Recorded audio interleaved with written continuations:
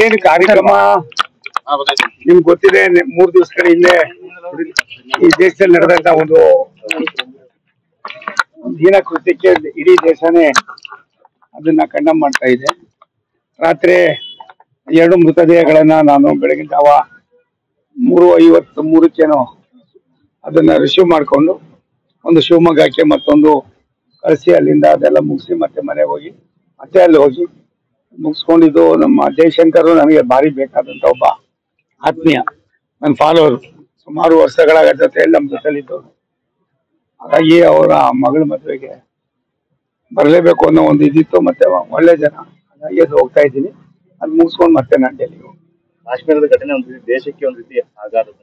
ಕಾಶ್ಮೀರದ ಘಟನೆ 370 ಆರ್ಟಿಕಲ್ ತೆಗೆದ ಮೇಲೆ 10 ವರ್ಷದಲ್ಲಿ ರಾಷ್ಟ್ರದ ಪ್ರಧಾನಮಂತ್ರಿಗಳ ಭವಿಷ್ಯದ ಭಾರತದ ಭವಿಷ್ಯಕ್ಕೆ ಅಭಿವೃದ್ಧಿಯ ಸಂಕೇತ ಅನ್ನೋದನ್ನ ಮಾಡುವ ಸಂದರ್ಭದಲ್ಲಿ ಇವತ್ತು ಆ ಕಾಶ್ಮೀರದಲ್ಲಿ ಇರ್ತಕ್ಕಂಥ ಕೆಲವು ತಿರುಗೇಡಿ ಪಾಕಿಸ್ತಾನಿಯರು ಮಾಡಿರ್ತಕ್ಕಂಥ ಒಂದು ಹೇಯ ಕೃತ್ಯ.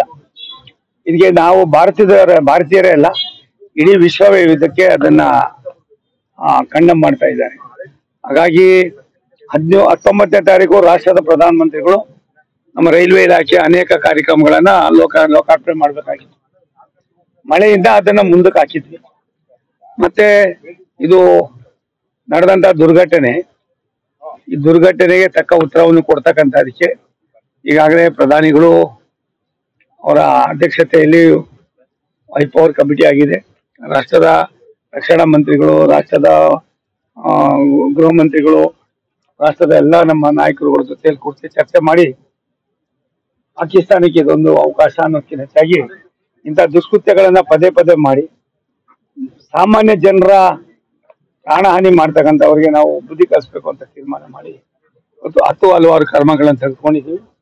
ಇನ್ನೊಂದು ಸ್ವಲ್ಪ ದಿನದಲ್ಲೇ ಕಾದು ನೋಡಿ ಇನ್ನೂ ಕೆಲವು ಗುರುತರವಾದ ಜವಾಬ್ದಾರಿಯನ್ನು ಮಾಡಿ ದೇಶದ ಸಾರ್ವಭೌಮತೆಗೆ, ದೇಶ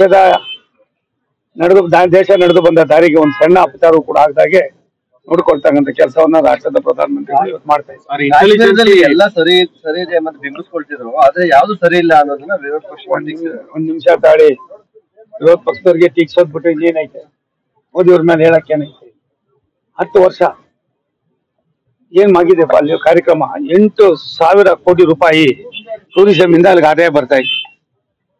8,000 ಕೋಟಿ ರೂಪಾಯಿ ಇತಿಹಾಸದಲ್ಲಿ ಯಾರು ಕೂಡ ನಿರೀಕ್ಷೆ ಮಾಡಿದಷ್ಟು.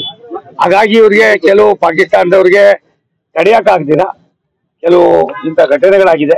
ನಾನು ಟೀಕೆ ಮಾಡೋದನ್ನ ಬಿಟ್ಟು ದೇಶಕ್ಕಿಂತ ದೊಡ್ಡವ್ರು ನಾವೆಲ್ಲ ಯಾರು ಅಲ್ಲ. ಆ ದೇಶದ ಬದ್ಧತೆಗೆ, ದೇಶದ ಒಂದು ದೂರದೃಷ್ಟಿಯ ಚಿಂತನೆಗೆ ಕೈ ಜೋಡಿಸ್ಬೇಕೆ ವಿನ ಎಲ್ಲ ಹೇಳಿ ಇನ್ನೊಂದು ಹೇಳಿ ಮತ್ತೊಂದು ಹೇಳಿ ಜನರ ದಾರಿ ತಪ್ಪಿಸೋದಕ್ಕಿಂತ ಹೆಚ್ಚಾಗಿ ಮೋದಿ ಅವರ ಕಾರ್ಯವೈಖರಿ, ಅವರ ಆಡಳಿತದ ವ್ಯವಸ್ಥೆ ಇಡೀ ವಿಶ್ವವೇ ಮೆಚ್ಕೊಂಡಿದೆ.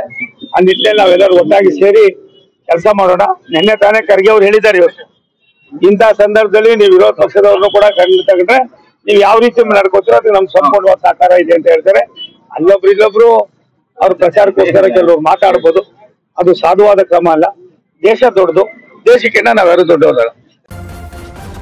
ನ್ಯೂಸ್ ಫಸ್ಟ್, ನಿರ್ಭೀತಿಯಿಂದ ನಿಮ್ಮ ಪರವಾಗಿ.